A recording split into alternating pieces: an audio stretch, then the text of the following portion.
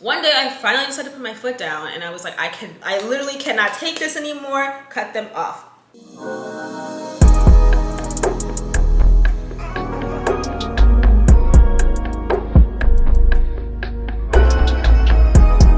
Hey YouTube, welcome back to my channel. If you're new here, welcome. My name is Marguerite and I really appreciate you joining us, and we have a lot of fun here. Oh, whoa. Redo that. I don't know what's going on with my voice. I promise it's not COVID. It's just dry California, Southern California air. I just moved here less than a month ago and it's taking some adjustments. Anyway, if you are new here, my name is Marguerite. Welcome. I'm so happy to have you. We have a lot of fun on this channel, as I was saying, and don't forget to subscribe while you're at it. And yeah, thanks for joining me. If you're returning, as always, I appreciate you for rocking with me. Peace and gratitude. I really appreciate you guys supporting me. And again, like I said, if you're new or haven't even subscribed but you've been watching my videos for a long time, hit that subscribe button. I promise it's free. So thank you. I'm not gonna ramble too much. Let's just get into the video. As you can see by the title, I've been away from YouTube for a while because I had surgery. I had plastic surgery, more specifically a breast reduction, and that is what this video is going to be about today. If you are against plastic surgery, if you don't want to hear about plastic surgery, this is your cue to click off the video. Give it a like before you leave, but this is your cue to click off the video now. No hard feelings, I totally understand. But if you are considering getting a breast reduction, if you just want to know more about it, I do plan on going into detail. So please stay around and I hope it's helpful. And if it is, make sure you share it with somebody that also would find it helpful. Where do I start? I'm gonna try to be as organized as possible. So I've been wanting a breast reduction since I was 19. I'm 25 now. I one day put my foot down. I just could not take it anymore. For those of you that know, I was previously working in an ER, 12 to 14 hour shifts. It's a lot of running around. It is on your feet nonstop and it is chaotic. And that is when I started to really notice the weight of my breast and how uncomfortable I was, not just during work, but after work, because I would be so exhausted. Like my body would be so worn down. One day I finally decided to put my foot down and I was like, I literally cannot take this anymore, cut them off. And so I decided to muster up the courage. I wasn't really scared of surgery, so I wouldn't even say muster up the courage, just like do it. I was making excuses like, oh, I'm in school. Oh, I'm doing grad school stuff. Oh, I'm doing this and that. Like, but when it starts to like impact my, like the way I feel about myself, my sleep, just overall my lifestyle, I knew it was time for me to be like, okay, enough is enough. I cannot do this anymore.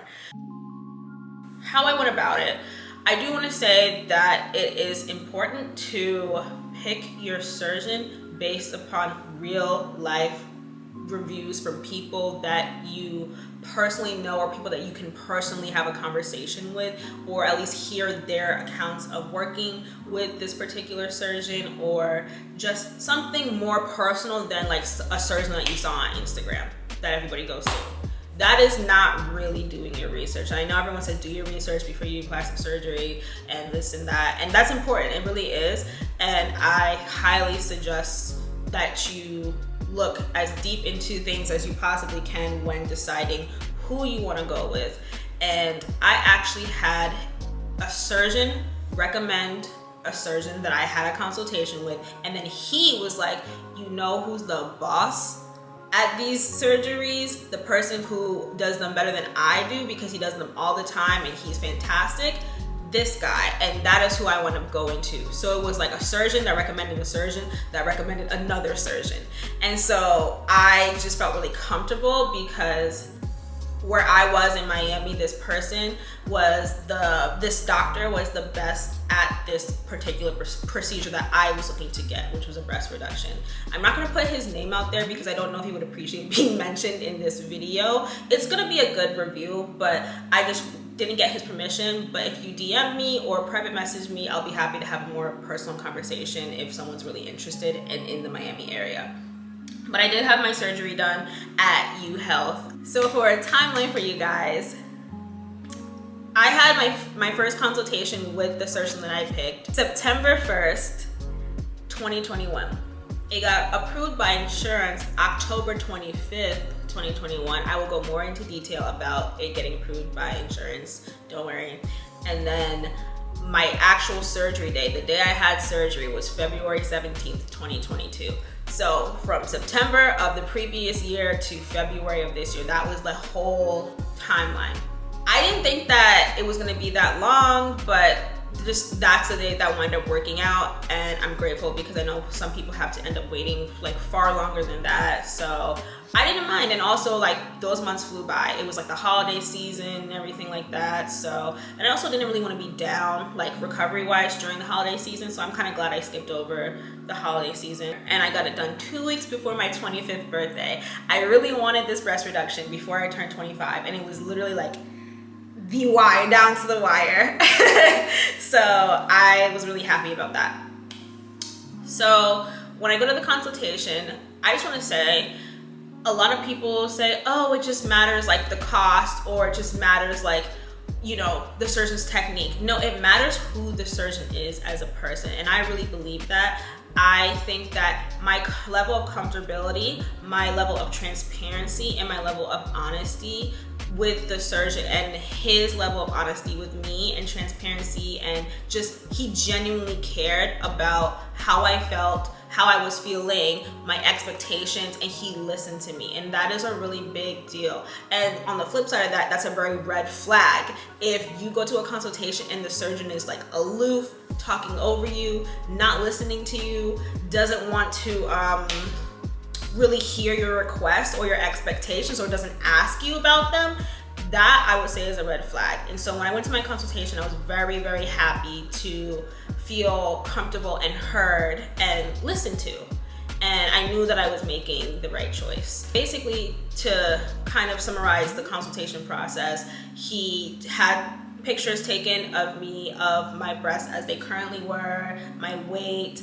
He asked me questions about how I felt in regards to my body image, physically and emotionally, and how it impacted my life, and what were my expectations after surgery. And I told him a little bit about that. It was more like a conversation after he took pictures, and then he went over basically the blueprint, if you will, of the procedure, very detailed, and I really appreciate that. He let me ask all the questions and follow-up questions that I had, and he was able to kind of outline for me what he was planning to do based upon what I had shared with him, and I was feeling really confident.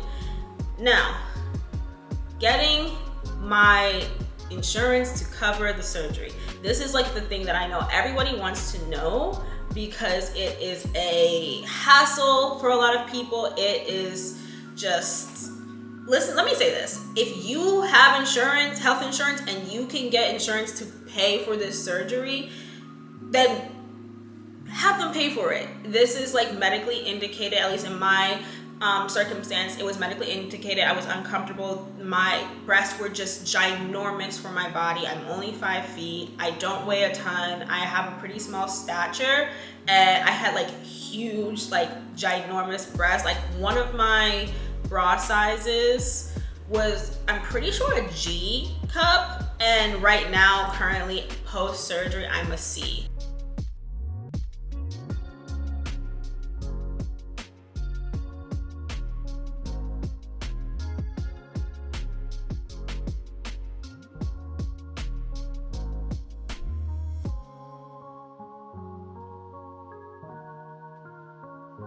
So, yeah.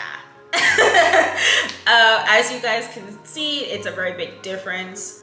My surgeon had talked to me about the possibilities, and he knew that my goal size was a C, so I'm very happy that that's like what I'm at right now. I'm still pretty swollen, and he explained that swelling can last up to 6 months, like on and off, depending on your level of activity and your physical exertion, what you're doing for your job, what you're doing your day-to-day, your workout routine, whatever the case may be. But insurance,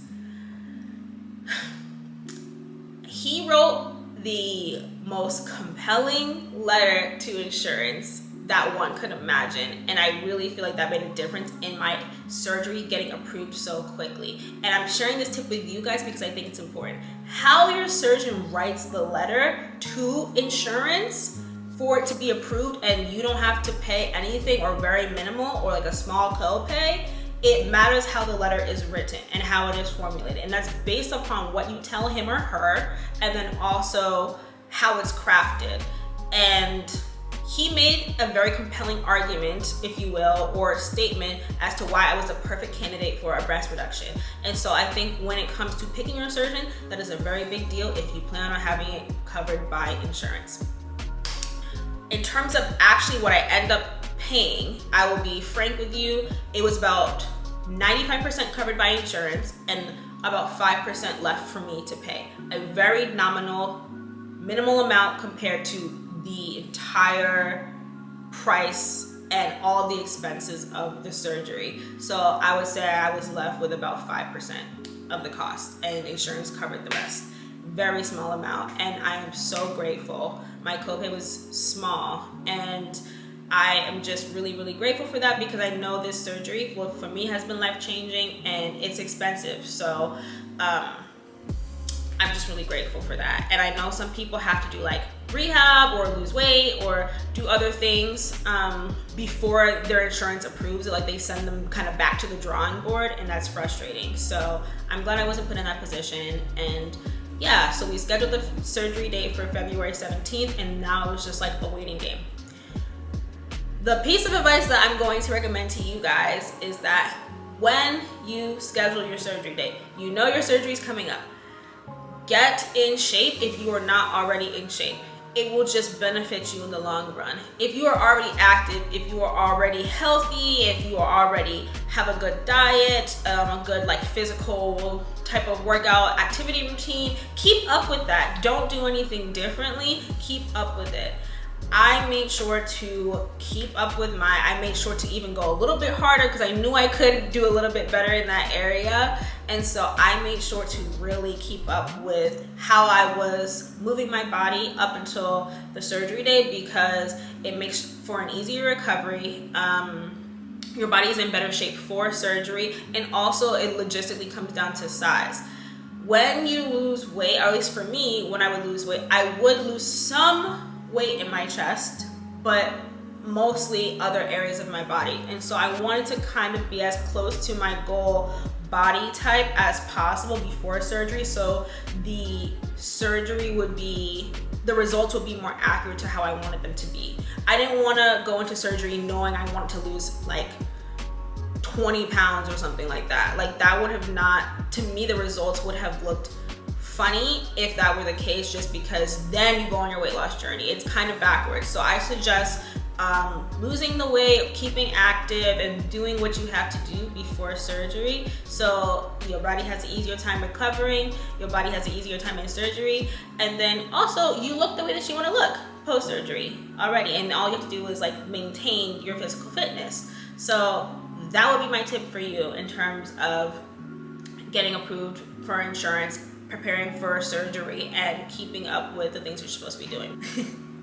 Skylar's in the background, you guys. She's so cute. Yeah, Skylar's being the stage mom, the production mom right now. Oh, now the dump trunk is coming by. I'm so sorry if you guys hear something in the background. The dump truck is driving past. 1 second. That may be construction. Okay, whatever. If it's construction, if it's a dump truck, I'm so sorry, but I'm gonna keep talking because I really wanna film this video for you guys, and who knows how long that they're gonna be disrupting my video. I think I went to bed at 3 a.m. and I had to wake up at 5. So yeah, I only had 2 hours of sleep. My mom and my sister had just recently gotten in days prior because they would be the ones taking care of me and be there for me after surgery, and so I was really grateful for that. They woke up super early with me. We went to the hospital, and I had to be there 2 hours prior to surgery. My surgery was scheduled for 8, did not start until closer to 10, but anyways, I had to get there at 6, and we check in and everything. and I say bye to them. It was, you know, it's still COVID precautions, so they couldn't like come in the waiting room and sit with me like normally. So they literally just dropped me off outside of the hospital, and we said bye. And yeah, so I checked in and everything. I had my bag. I packed an overnight bag because my surgeon was very clear with me about him wanting me to stay one night in the hospital so he could have eyes on me, observe me. I can get IV fluids and just be taken care of around the clock for just the first night. And I had never heard of a surgeon doing that for a breast reduction, and so I knew that he was like pretty particular about it, and that was just like a non-negotiable for him. He just wanted to make sure I was okay, and I really appreciate his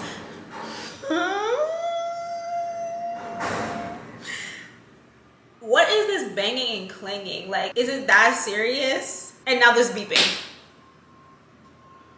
I'm so sorry, guys. The construction that's going on outside of my window is loud for me. I hope it's not that loud for you. I stayed overnight one night, so I knew I had to pack a bag. So after that, I get into my surgery gown. They put me in a bear hugger, which if you're not in the medical field, a bear hugger is basically a hospital gown, but it has like insulation that's hooked to a cord, and it like blows up like a hot air balloon, so your whole body is like heated. It's like a warming blanket, but it's a gown that you wear. It's really amazing. We use it for our patients who are suffering from like hypothermia or something like that, but also if you're about to go into surgery, that helps with circulation.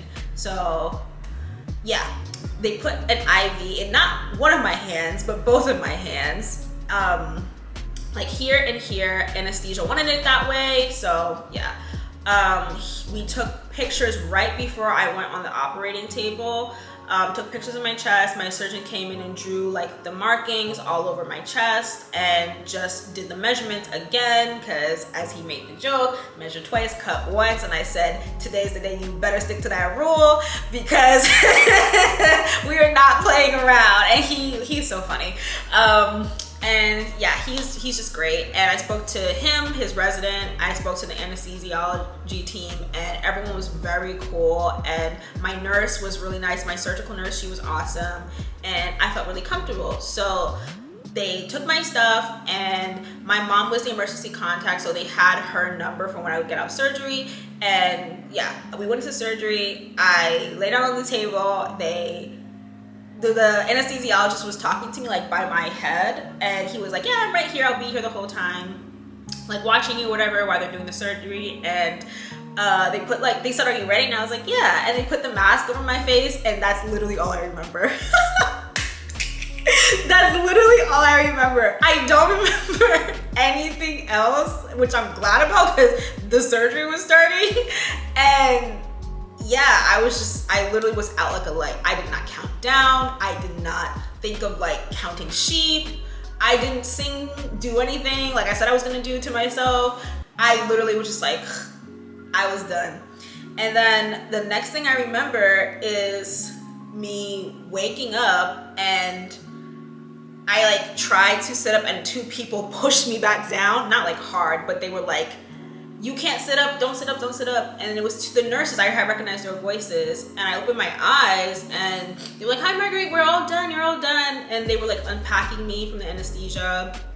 I did not feel any immediate pain, but I think when I like came to, I felt uncomfortable. And so the nurse had given me more of the painkiller that they gave me while I was on the operating table. And they put the phone up to my ear, I remember, and it was my mom's voice. And I remember telling her I was so proud and so happy that I did the surgery. And she was like, yay. But basically they rolled me up to my hospital room, because that's where I was staying for the night. And she was there waiting for me. My mom was super happy to see me, of course. And yeah, that was my room for the night. My sister came up as well. They said only one person in the room at a time, but you know, is what it is. They had to come see your girl. So Skylar and my mom were both in the room, and I remember I'm starting to like come around at this point, but I'm still like on heavy pain meds, so I was acting very odd, I was told.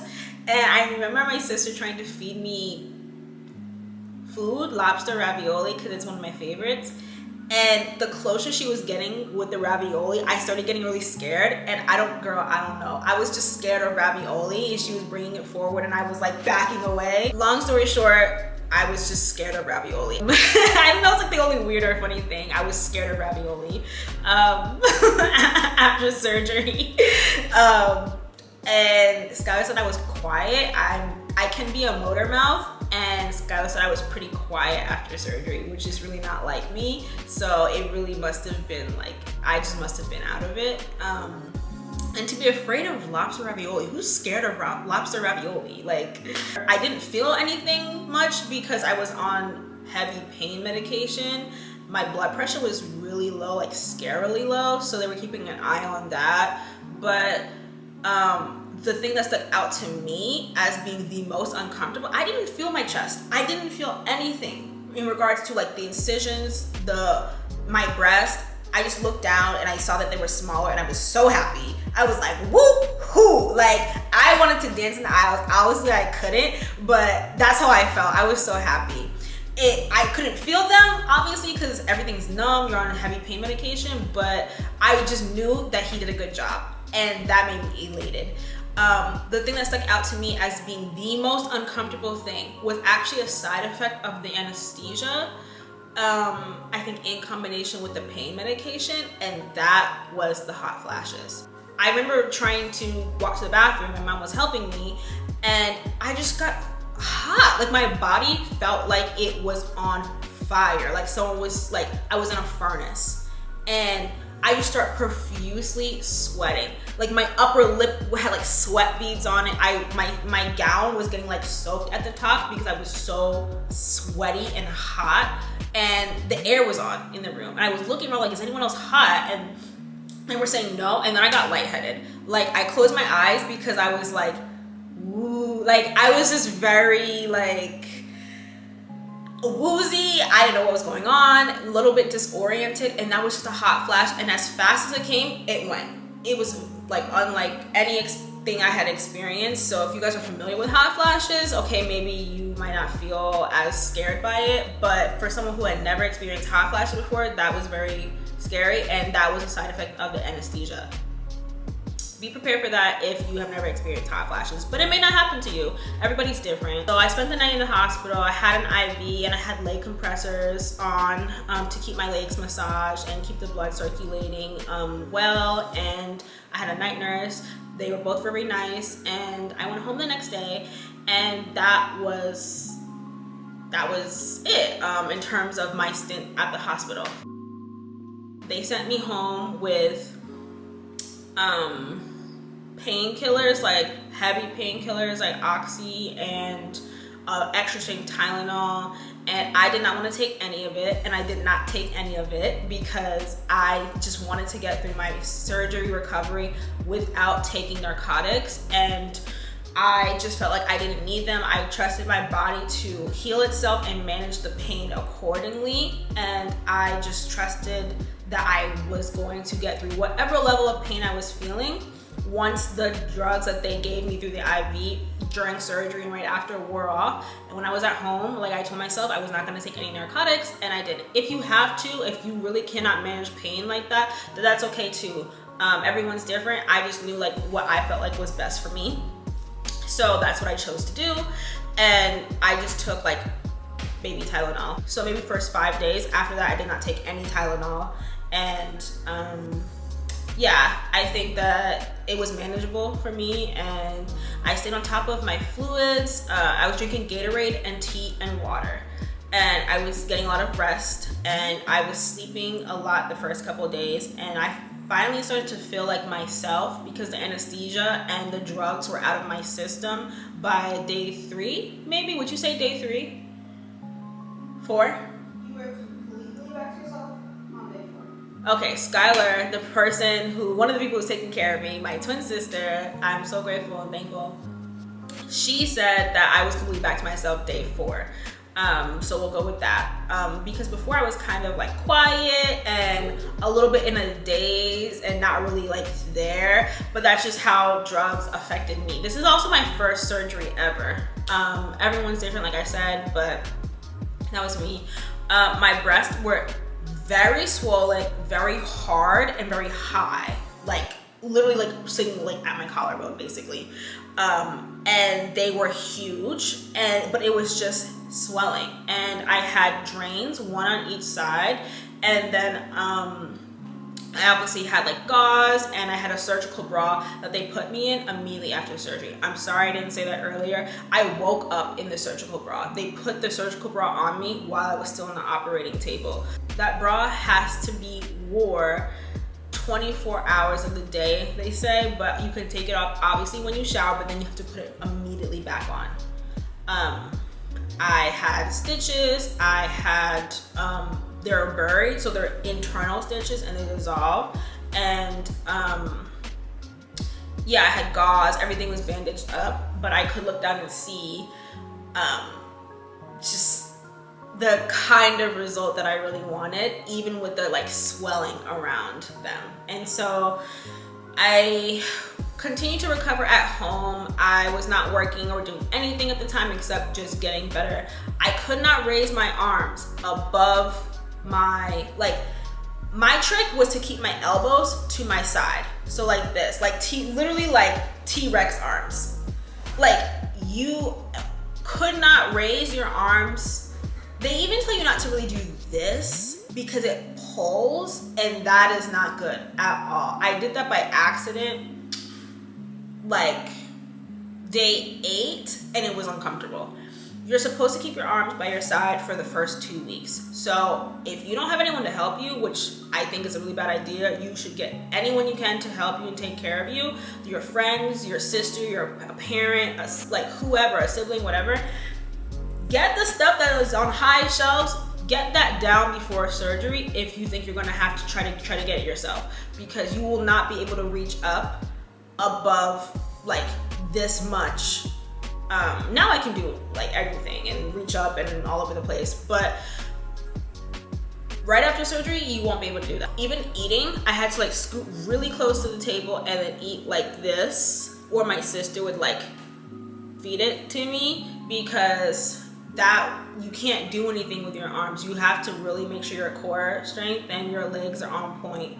I was propped up, sleeping every night like this, because you can't sleep on your stomach, and that was the hardest part because I am a stomach sleeper. I sleep face down in the pillow, like completely on my stomach. And because I just had breast reduction surgery, you cannot do that. So that's something, if you want to practice before the surgery, if you think you're gonna roll over or whatever, try to get used to sleeping literally sitting up. But if anything, at least on your back. You cannot roll over. For the first couple weeks, at least that was what I was told. On day 4, I had a post-op appointment. I saw my surgeon. He said everything's looking good. He took my drains out, and I was just elated. I was so happy, jumping for joy. I felt like I knew a woman, and I was just happy. After that, surgery recovery I felt like it was smooth sailing after day 5, but I knew I was over the hump at the 72-hour mark. So day 3, I knew I was over the hump in terms of like major complications. I guess that is like, in summary, the recovery. I really recommend making an Amazon list of the supplies that you think you'll need leading up to surgery, and don't wait till the last minute. I wore all like front zip up tops, because you cannot put anything over your head because you cannot raise your arms.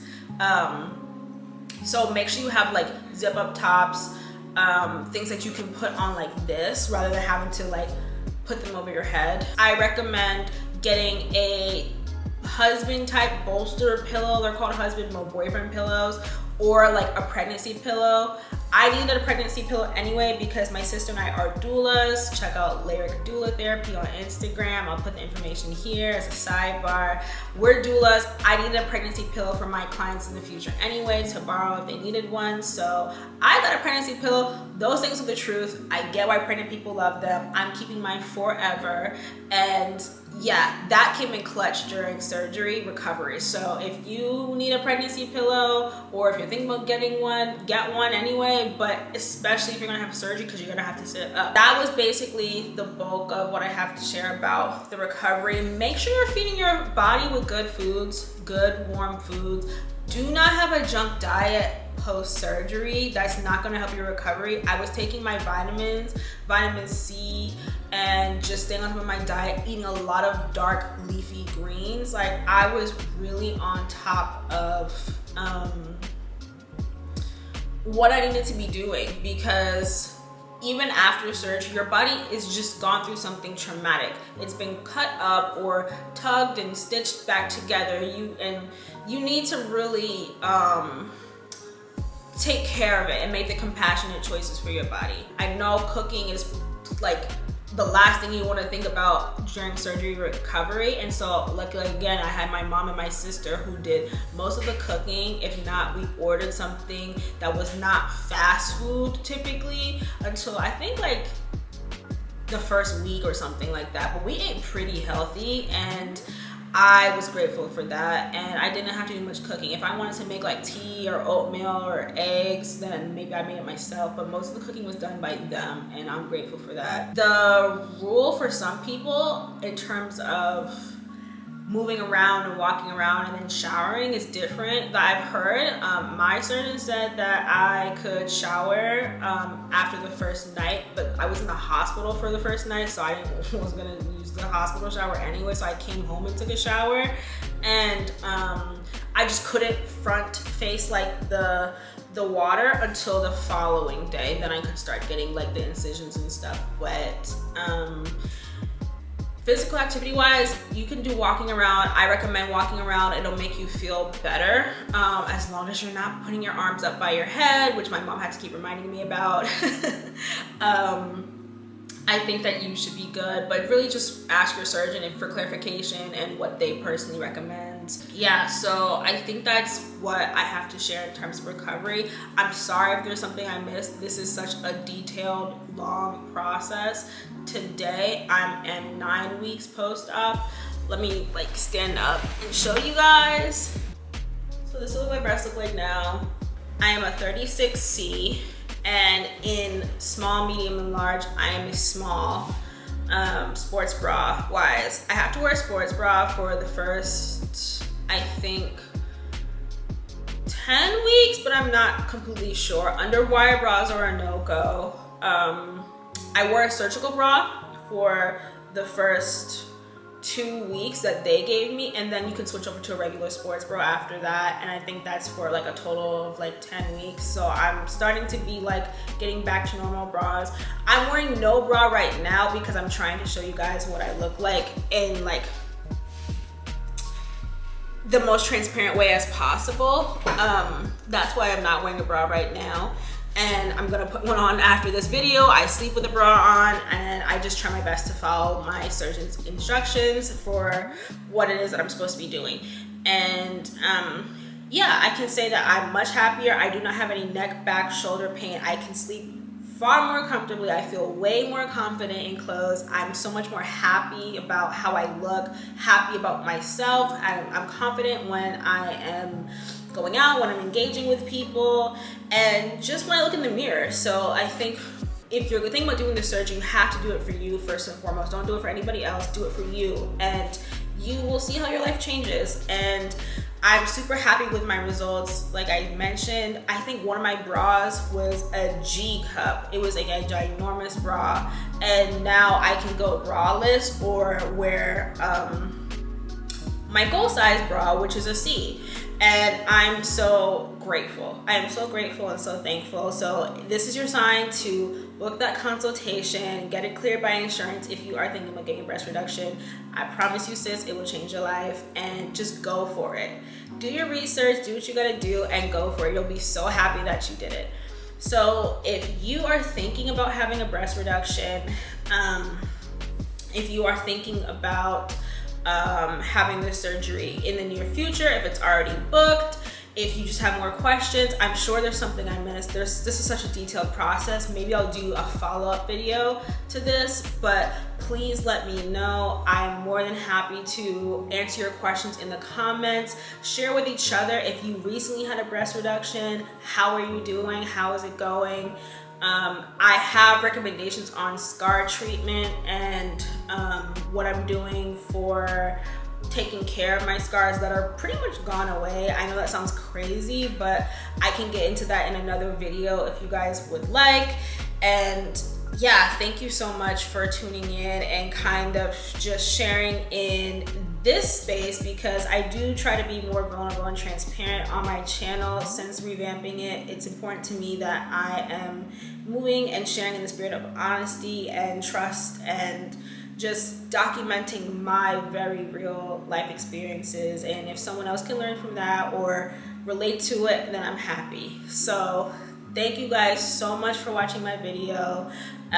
Let me know how you guys are doing, if you're just recovering, or if you have questions or thinking about it, or if you already have your surgery date booked. Like, just share in the comments with each other and myself. As always, I'll get back to all of you as soon as I can, and thank you so much. If you don't feel comfortable commenting on my YouTube channel, like under the video, hit me up on Twitter or Instagram. I'll put my socials right here, and you guys are more than welcome to DM me, and I'll make sure to get back to you.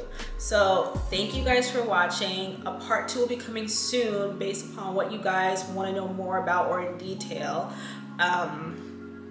Yeah, so thank you. Don't forget to like, comment, share, and subscribe. I'm so happy to be back with you guys finally, that I am on the back end of my recovery, and I will see you guys very soon. Bye.